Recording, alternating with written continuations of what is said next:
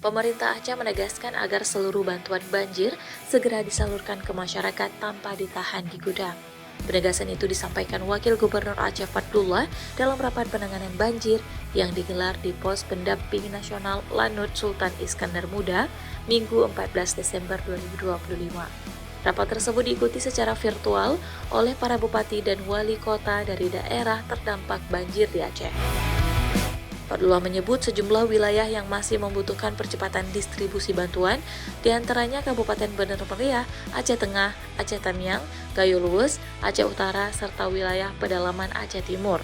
Fadlullah meminta masukan dari daerah agar ketersediaan logistik di Loksmawe bisa segera didorong ke wilayah-wilayah tersebut. Secara khusus, Wagub menekankan agar tidak ada lagi bantuan yang ditumpuk atau ditahan. Pemerintah Aceh juga menyiagakan helikopter untuk menyalurkan bantuan melalui udara ke wilayah yang terisolir. Fadlullah menegaskan tidak boleh ada warga yang luput dari bantuan, terutama di daerah yang terputus akses darat.